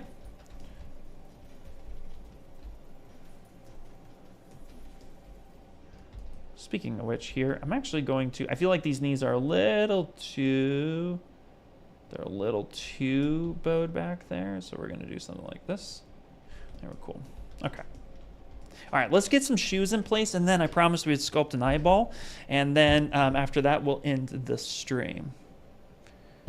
Let me check, make sure I didn't miss any questions. Frank has a question, and I've not forgotten it. Thank you. So, Jared Frank. I got the Gizmo Symmetry to work, but Mirror does something weird, or maybe I did something else. Okay, great question. And here is the basics of it. So let's hit save. Okay. So make Polymesh 3D, and let's just come down here. Let's do initialize, and let's go here. Super low so you can see what's going on. So local symmetry on its own is going to refer to the gizmo, okay? But local symmetry on its own is only referring to the x-axis. So here is true center, and we'll leave the sphere up for an example. Here's true center. So if I have local symmetry turned on, local symmetry is only looking at the subtool itself and the center of that subtool. So here, if I move this off over here and I come up here to geometry and I hit mirror and weld, nothing should happen, right? If I were to turn off local symmetry and hit mirror and weld, now I have one object on each side because I'm off of the center point. So here it's important to know that with local symmetry turned on, and I hit mirror and weld, it's looking at the center of that object. So to really double down on this, if I were to stretch this out like this, right, and then I'm actually going to just do a quick little clip curve over here, and now I have this. If I were to do mirror and weld, right, it's going to now recenter that to the center of the subtool. So now my gizmo's off. So now that my gizmo's off, I'd have to recenter that, and now it should be fine. Okay, so it's always going to be looking at the center of that subtool.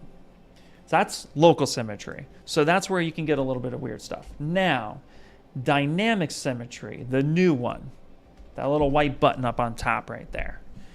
This is where things get different, okay? This is where now it's looking at the actual subtool, or the actual gizmo itself.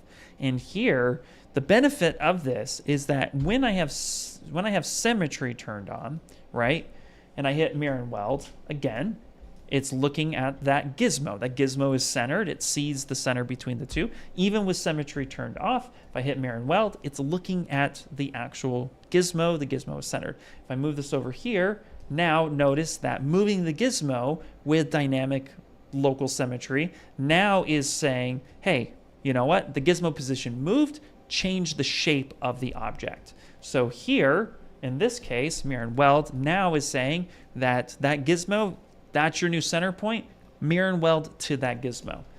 So that is the difference here. Okay, again, with dynamic turned off, if I hit mirror and weld, it's to the center of the subtool. Dynamic turned on, it's to the center of the gizmo. Now this proves the big benefit, which is if I'm working on something and I need symmetry, but now I want to place it on the side of an object, so I want to come over here, I want to come over here, I want to rotate this up, I want to move this down, I want to place that right there, but now I want to continue working on its symmetry. When I hit symmetry, you can now see, we'll turn on dynamics, we'll just subdivide a few times, boom, boom, boom. When I turn this on, now you'll see here, look at this. I'm symmetrical. And it doesn't matter how I rotate this thing. I'm symmetrical. And this is the big benefit to this. And if I were to hit mirror and weld, all right, can't do that with subdivisions, turn that off, mirror and weld. Look, there's still nothing on this side. Mirror and weld, it's to the center of that gizmo. If I change that center point, so I'm going to press and hold Alt, send this over here, boom.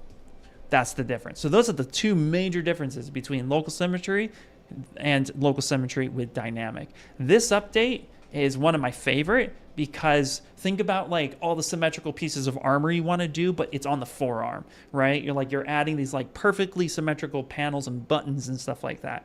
Well, now you can place those all on the forearm and then keep your symmetry for that. So that's the big difference between those two. And so the thing to remember is when you change subtools, keep an eye on this button. That button's still on. When I change subtools, or I come up here and I insert, I insert a new project, it's still on. It's still on. It's not per subtool, it's universal to your session in ZBrush. So because of that, it's important to remember to turn it off when you're not using it. So that way you don't accidentally move to a different subtool. Because again, we can just Alt tap to the arms, Alt tap to the body, Alt tap to the hands.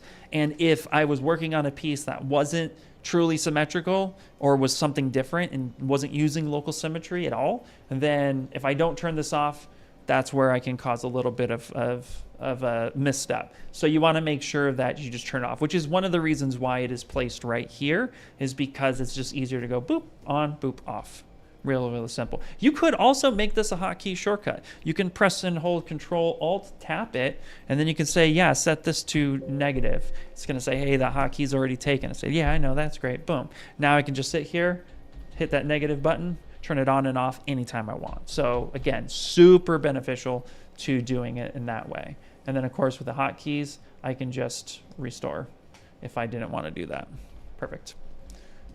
So you can see here, negative is tied to stepping away, zooming out, and positive is tied to zooming in. So fun little fact, but I don't see anybody using these buttons. So that would be the first button I would just remove. Love it, thank you, makes sense, but does the Gizmo with dynamic local sim work with mirror and not just mirror and weld? Great question. So with the mirror, let me come over here. So the mirror itself, so local sim dynamic. So mirror is just going to flip this object, but here's the problem with that. When you flip the object, you flip the gizmo.